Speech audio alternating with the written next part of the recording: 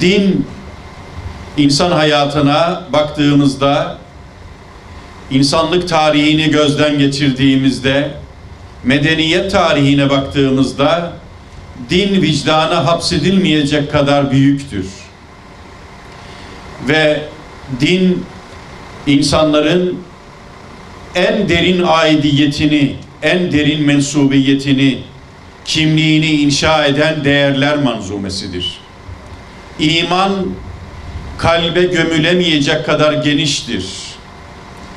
Biz yolda insanlara eziyet veren bir taşı kaldırmayı, imanın tanımı içerisine yerleştirmiş bir peygamberin mensuplarıyız.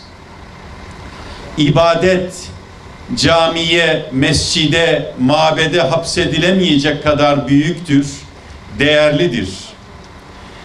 Zira insanoğlunun akan gözyaşını dindirmeyi, yaralı kalbini sarmayı ibadet sayan bir dinin mensuplarıyız. Ancak bütün bunlar için önemli olan bir husus var. O da bilgidir, ilimdir. Bilgi olmadan din olmaz. Bilgi olmadan iman kalbe yerleşmez. İman sosyal hayata yansımaz. İman insan hayatını güzelliklerle inşa etmez. Bilgi olmadan ibadet de olmaz. Onun için bugün İslam coğrafyasında yaşadığımız sorunların en büyük sorunlar dinin kendisinden değil, din konusundaki cehaletten kaynaklanıyor. Bugün İslam coğrafyasında yaşanan sorunlar mezheplerden değil, mezhepler konusundaki cehaletten kaynaklanıyor. Din eğitimi sorununu halledemeyen hiçbir Müslüman ülkenin ayaklarının üzerinde durması mümkün değildir.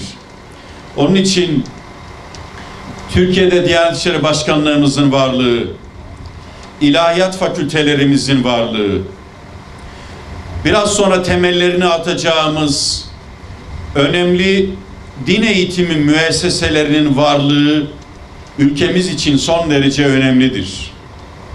Kıymetli kardeşlerim, Diyanet İşleri Başkanlığı bilhassa az önce söylediğim tanımları da dikkate alarak, dini mübini İslam'ın tabiatını dikkate alarak, yüce dinimizin tarih boyunca milletimizin aidiyetini, mensubiyetini, kültürünü, kimliğini inşa eden değerler manzumesi olduğunu dikkate alarak görev tanımlarını değiştirmiştir. Bunun üzerinde sıkça duruyoruz. Artık camiyi sadece namaz kılma mekanı olarak tarif etmek, hem Hazreti Peygamber'in Medine'de inşa ettiği camiden itibaren mescitlere ve camilere yüklediği misyona aykırıdır. Aynı şekilde din görevlisini, İmam Hatib'in tanımını sadece namaz kıldırma görevlisi olarak tarif etmek, müftünün tanımını sadece din görevlilerini organize eden bir idareci olarak tanımlamak elbette yapılabilecek en büyük yanlışlıklardan bir tanesi olur. Atanmış din görevlisi değil, adanmış din gönüllüsüyle ancak bunları inşa ederiz.